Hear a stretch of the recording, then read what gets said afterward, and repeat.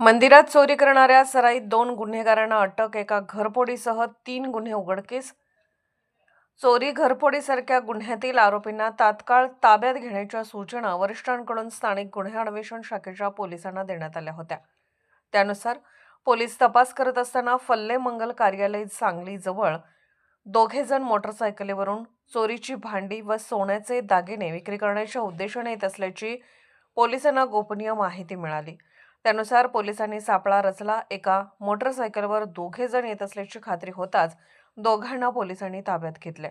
त्यांच्या मोटरसायकलीवर असलेल्या गोंडपाटात पाहिले असता त्यामुळे चोरीचा मुद्देमाल मिळून आला. पोलिसांनी त्या दोघांना ताब्यात घेतले.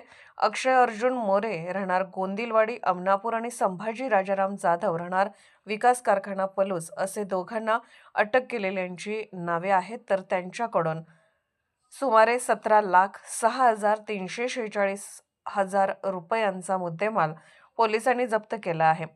त्याबाबत माहिती विचारली असता सांगलीतील राम मंदिर चौकातील बंद घरात घरफोडी करून आणि 1 महिन्यापूर्वी शिरोळ आणि रत्नागिरी शहरातील मंदिरात चोरी करून सोन्याचे दागिने, चांदीची भांडी, पितळेची व तांब्याची वस्तू चोरी केल्याची कबुली दिली. त्यानुसार वरील दोघांनाही स्थानिक गुन्हे अन्वेषणच्या पोलिसांनी अटक केली आहे. सदरची कारवाई पोलीस अधीक्षक संदीप गुरव, अपर पोलीस अधीक्षक कल्पना बारवकर, स्थानिक गुन्हे अन्वेषणचे पोलीस निरीक्षक संजय कुमार झाडे यांच्या मार्गदर्शनाखाली सहाय्यक पोलीस निरीक्षक सिकंदर वर्धन यांच्या पथकाने केली आहे.